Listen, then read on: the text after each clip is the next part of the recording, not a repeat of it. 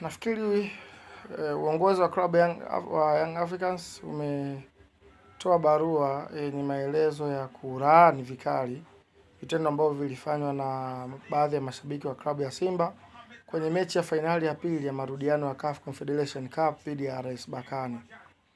Baadhi ya clip zimetembea mitandaoni zikionyesha mashabiki wa Simba wakiwavuta na kuachania jezi na kuwapiga baadhi ya mashabiki wa Yanga ambao waliingia uwanjani.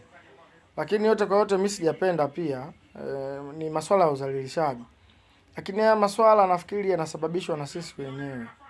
Kwa mfano kwa upande wa Young Africans, Ally Kamwe yeye kama msemaji wa klabu alizungumza kabla ya mechi. Alizungumza akasema hakika anaiombea Simba Sport Club ifungwe, lakini pia baadhi ya mashabiki wa Yanga walisikika wakizungumza wazi kwamba watafanya juu chini. Wao waliongea kwamba tutaenda Amani Complex ili tuhakikishe tunafanya mipango Simba ifanyaje, ifungwe. Yote kwa yote haya maneno ndio yaliyosababisha mpaka mashabiki wa Simba wakaanza kumuona kila shabiki wa Yanga ambaye yupo uwanjani ni adui wao, amekuja kwa nia mbaya, hajaja kwa nia nzuri. Na ndio kitu ambacho kilipelekea shabiki yoyote wa Yanga akionekana afanywe nini? Afanywe unyanyasaji.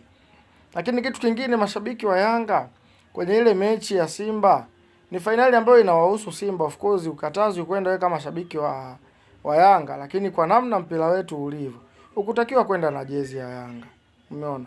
Kwanza moja, uongozi wa klabu ya Yanga umefeli. Nafikiri kwa upande wa uongozi wa klabu ya Yanga waangalie kwenye eneo lao la ibara ya bali na mawasiliano, kuna namna wanafeli.